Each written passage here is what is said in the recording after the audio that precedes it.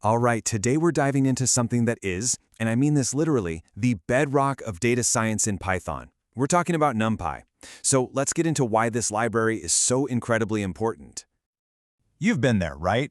You're working on a cool project, maybe some data analysis or machine learning. You've got this massive data set, and your Python code is just crawling. It feels so sluggish. Well, you're not going crazy. There's a really good reason for that, and it's a problem we're about to solve. So what's the culprit? What's this big speed bump? Believe it or not, it's the humble Python list. Now don't get me wrong, lists are awesome. They're super flexible for all sorts of everyday coding. But when you need to crunch a ton of numbers, fast, yeah, that's where they really start to fall down. So, what's actually going on under the hood? Why are they so slow for this stuff?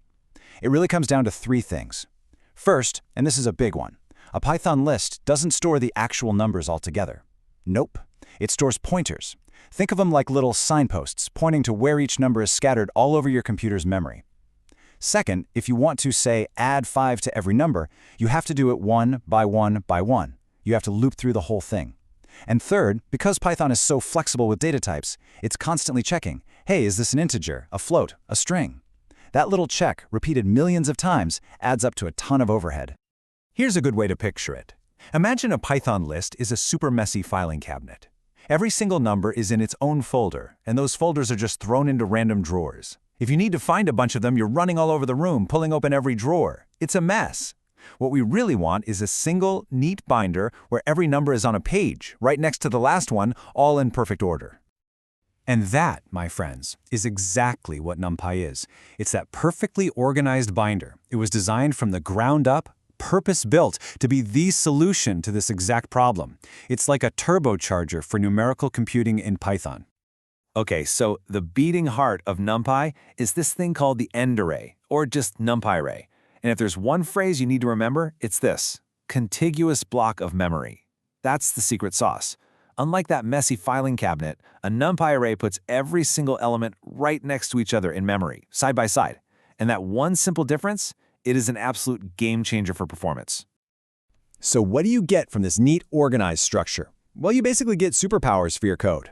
First, it's blazing fast. We're talking C language speed, because that's what's running behind the scenes. Second, it's way more memory efficient, because everything's packed together tightly. Third, and this is a big one, it unlocks something called vectorized operations. Basically, you can say goodbye to those slow, clunky Python loops forever.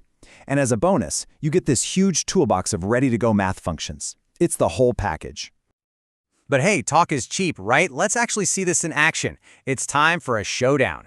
In one corner, the standard Python list. In the other, the mighty NumPy array. We're going to put them to the test. The challenge is simple.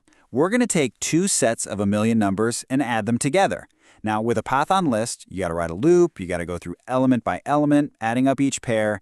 It's fine. But with NumPy, you just take the first array, put a plus sign, and add the second array. That's it. One operator does the work of a million operations. How clean is that? And the results, I mean, just look at this. It's not even close.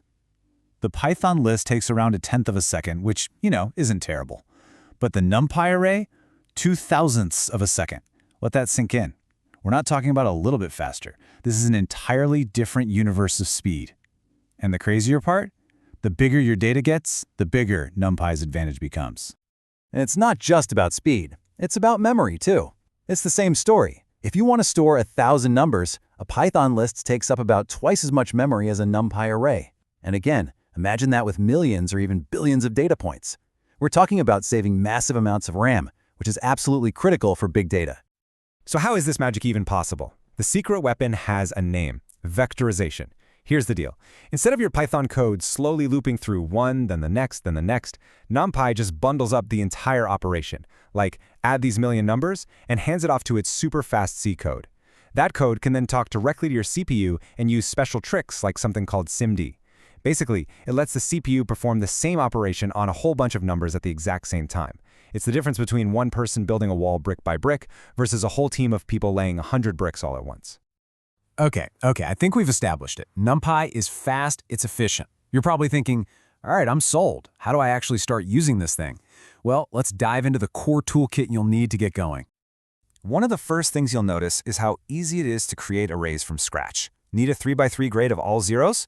Boom, np.zeros. An array of all ones? np.ones. Need a sequence of numbers like you'd get from range? That's np.range. Or, this one's really cool, want 5 perfectly spaced numbers between 0 and 1? np.linspace has you covered. It's all designed to get you the data you need fast, without writing a bunch of boilerplate code. All right, now I want to show you something. A little gotcha that trips up almost everyone when they start with NumPy. It's a key feature, but it can be surprising. So, let's talk about slicing. It looks identical to slicing a Python list. We grab a piece of our array, in this case the middle 3 numbers. Looks simple, right?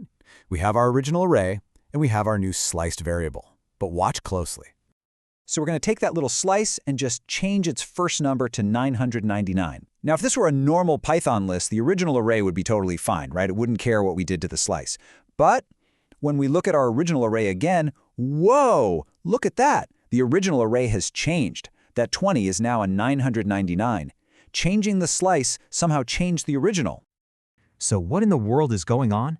Well, here's the big reveal. A NumPy slice is not a copy, it's a view. Think of it like a magnifying glass or a window that's just looking at a piece of the original data. You're not creating a new set of numbers, you're just looking at the same memory from a different angle. And why does NumPy do this? It all comes back to performance and memory. Imagine your array was gigabytes in size. You wouldn't want to create a full copy every time you just wanted to look at a small piece of it. So it defaults to the super efficient view system. And if you do want a brand new separate copy, no problem. You just have to be explicit and say .copy. Here's another super cool vectorized trick called Boolean masking. This is amazing for filtering data. Check this out. You can just ask the array a question, like, which of you are greater than 25? And NumPy gives you back a new array of trues and falses. That's the mask. Then you can use that mask like a filter on the original array, and it will instantly pull out only the numbers where the answer was true. It's such a clean, fast, and frankly, brilliant way to select the exact data you need. Okay, let's zoom out and put it all together. When you look at the whole picture, why does NumPy win? Why do we call it the bedrock of the entire data science world in Python? It really boils down to this. First, the speed. Pure and simple, its C-optimized code absolutely demolishes regular Python loops. Second, efficiency. It uses so much less memory, which is a lifesaver with large data sets. Third, convenience. Writing vectorized code is just cleaner. It's easier to read, easier to write, and you make fewer mistakes. And maybe the most important reason of all, power. NumPy is the foundation. It's the building block that giants like pandas, SciPy, and scikit-learn all stand on. Simply put, without NumPy, modern data science in Python just wouldn't exist.